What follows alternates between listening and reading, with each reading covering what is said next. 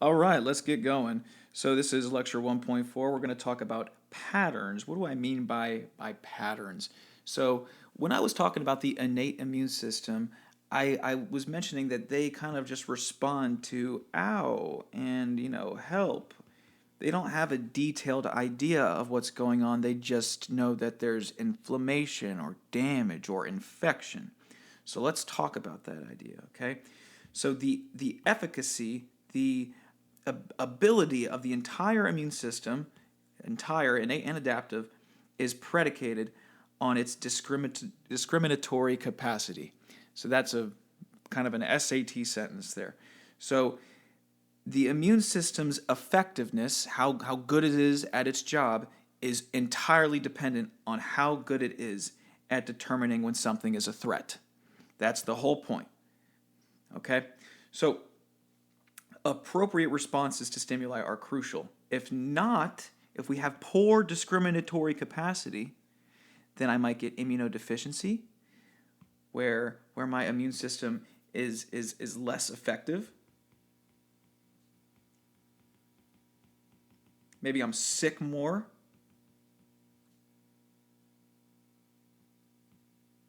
Okay, because I'm not defending well if my immune system is deficient.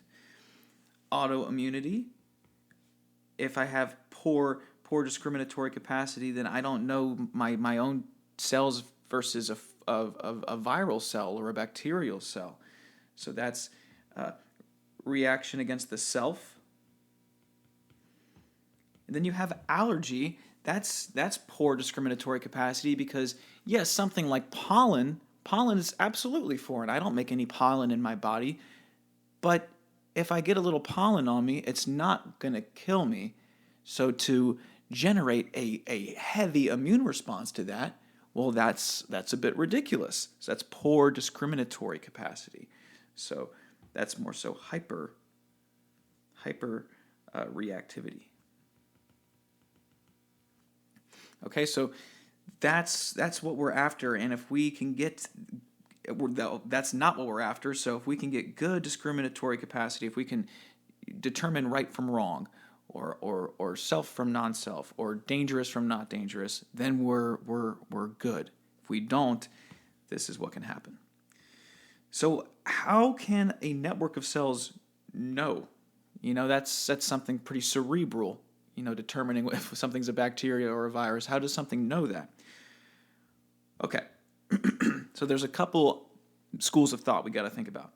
First, you have the self versus non-self paradigm, or just like this idea that cells can understand what cells are part of you and what cells are foreign. So just what I have here, the concept that immune system learns to tolerate antigens of the self early on in life, and it deems all other compounds as foreign or threatening. This is not the full truth at all, okay? It's incomplete, especially for innate immunity, all right? But it does give us a good idea, and there are ways that we can tell if a cell is of our own origin. If you hearken back to the NK cell, that was one of your immune cells.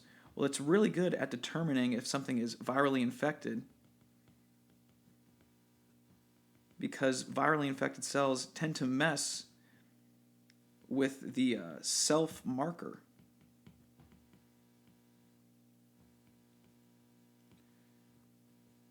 My bad. There we go. They mess with the self marker. So obviously the self idea is it holds water, it works, and a lot of your cells use it, but it's not the full picture, right? And let's talk about why it's not the full picture. So hold this in your back pocket. And let's hop on over here. So the danger model is also really important to consider too. The immune system responds to signals of cellular stress or injury, not solely foreignness. This is really crucial. Otherwise, we wouldn't have a microbiome. And that's the only way we can digest like fiber. That's how we get vitamins. That's how we stave off other bacterial infections. So foreignness alone does not give us the full story on immune system discriminatory capacity. Okay? So cells under duress are going to secrete damage-associated molecular patterns. Again, I told you I'm going to try and keep the acronyms to a minimum, but this is one you got to know. DAMPs. DAMPs. So this is the cells going ow, or help. If something is causing damage, if there is a toxin or the cells are part of an abrasion or something is damaging them, they're going to secrete these DAMPs, these damage associated molecular patterns. So the self in distress can trigger inflammation just as much as infection. That I write infection like that in my notes. I hope that's okay. Infection. So again, the self that's getting damaged can trigger inflammation just as much as foreign material infection. All right, so that's something to definitely think about, especially in cases of like autoimmunity, when my cells themselves are getting damaged, and that can perpetuate more inflammation.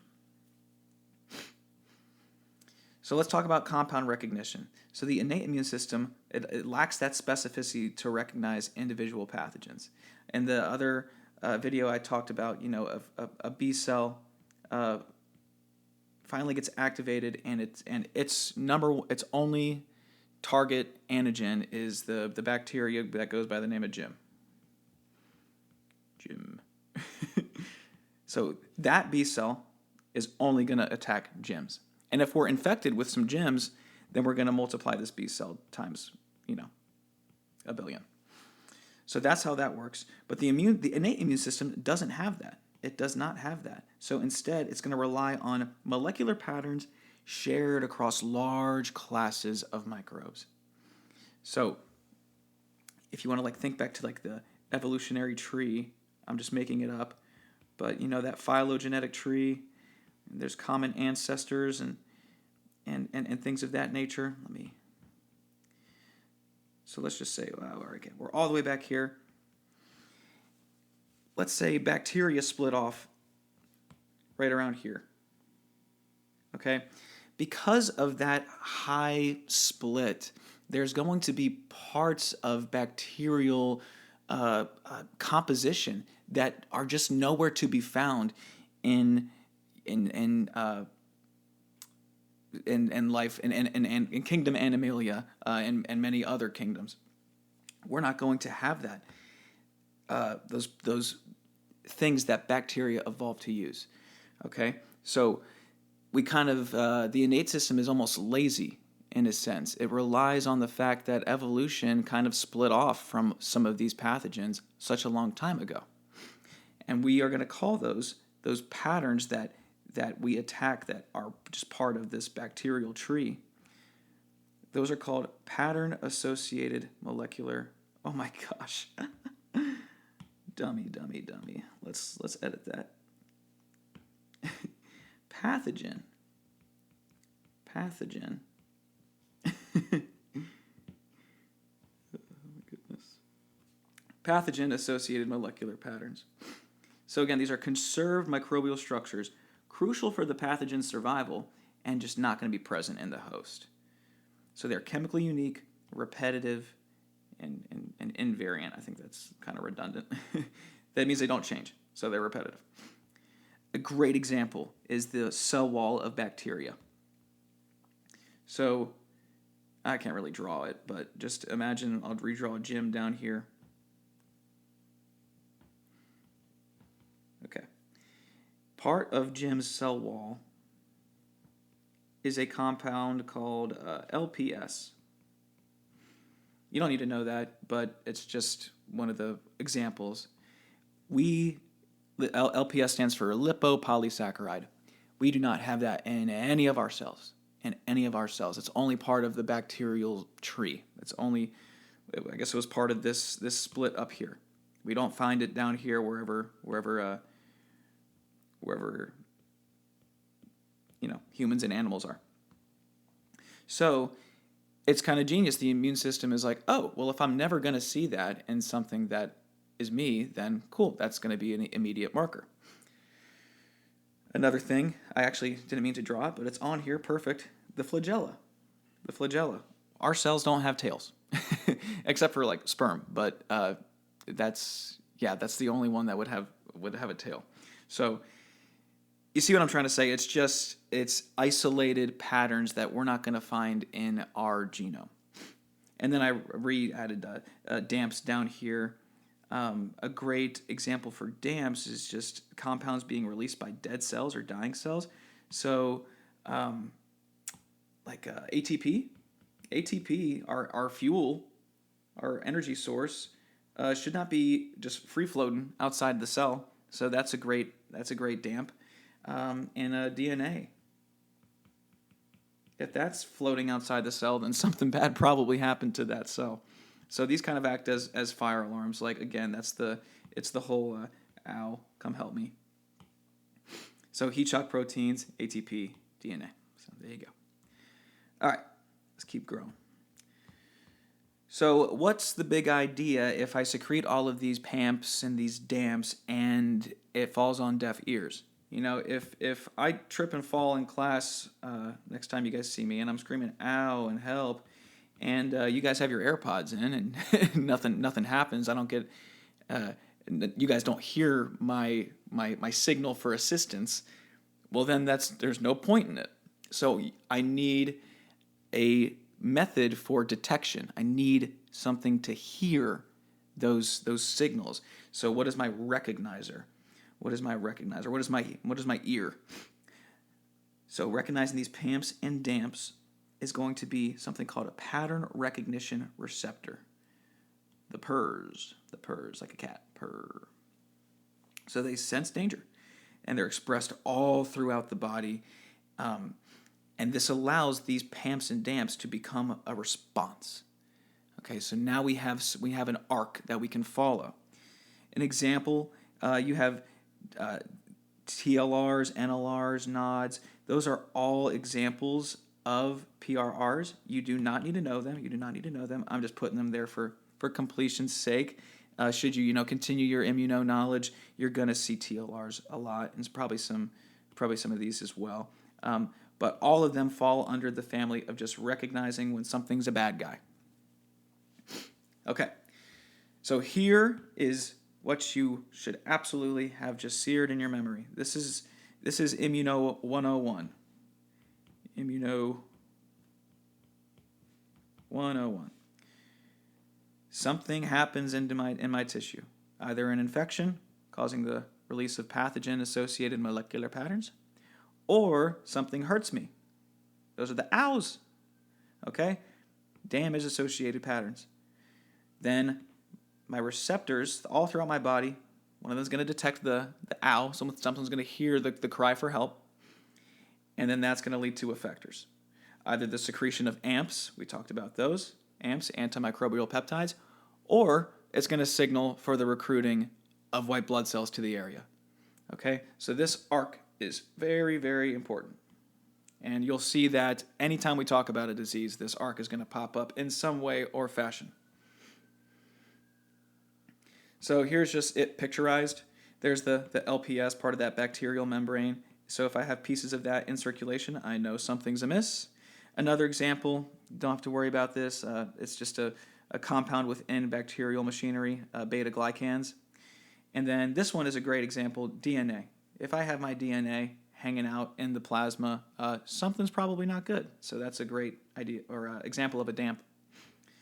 Your innate cells are really good at recognizing them. They, of course, have a lot of these pattern recognition receptors, and they can then recruit more. Like the macrophage is really good at recruiting more if it detects any of this nonsense.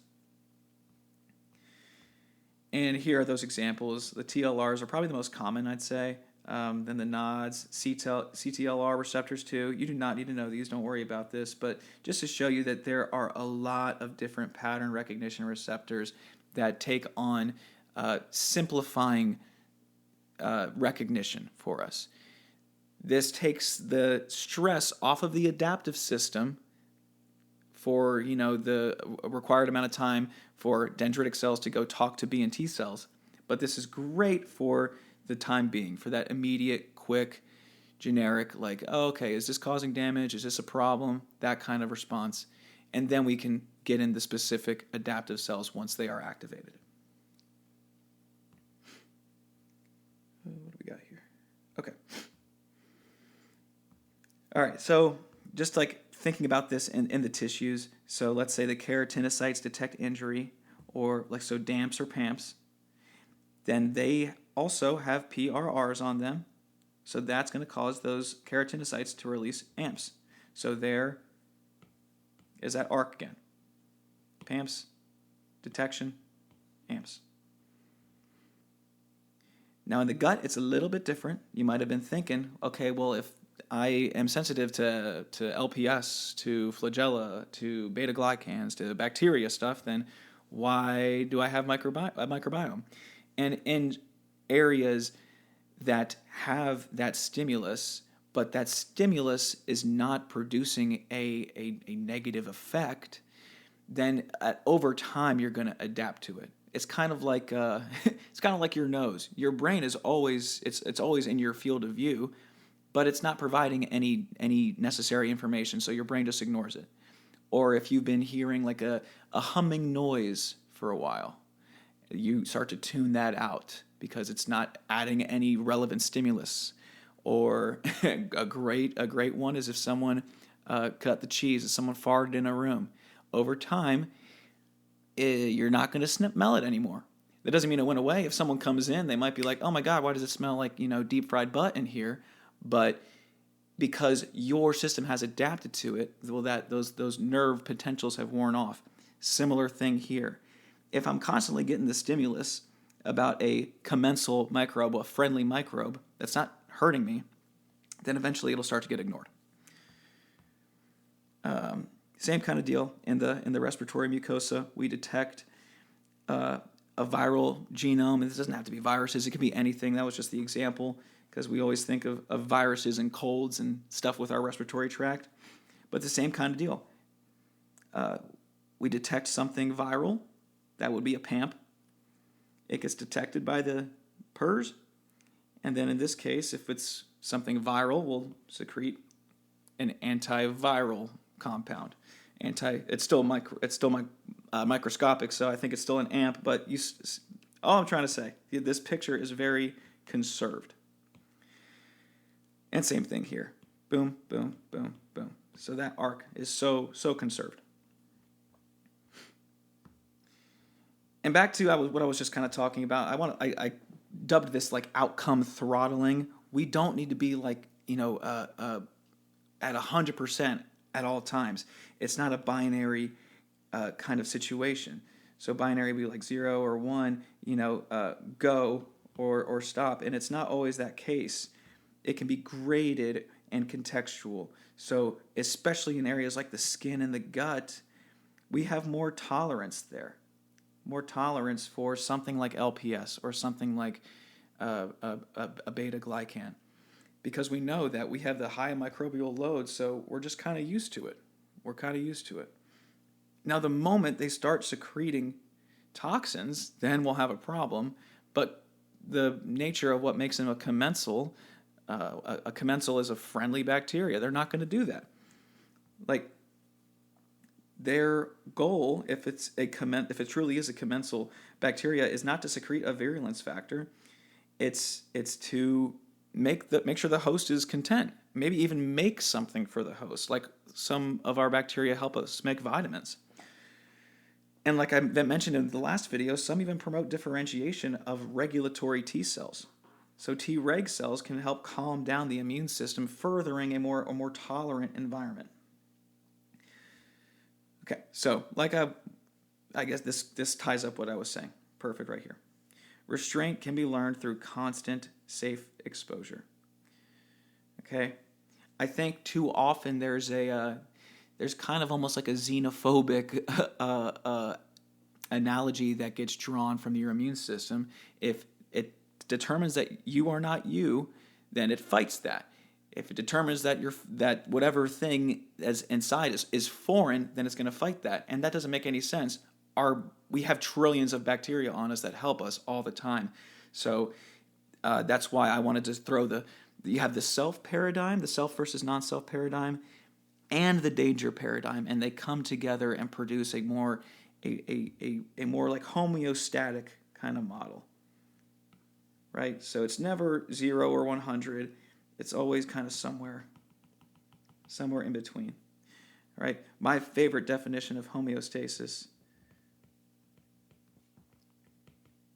is constancy within means. All right. I guess that's not super important, but that works here. That works with temperature regulation. That works with bone density. It works with so many things in the body, and the immune system is no different. It's not 0 to 1. It's going to flux depending on what environment it is in. All right. So I hope that makes sense, y'all. Hopefully, yeah, that was a little bit quicker than the last one. And next one will be even shorter. Have a good one.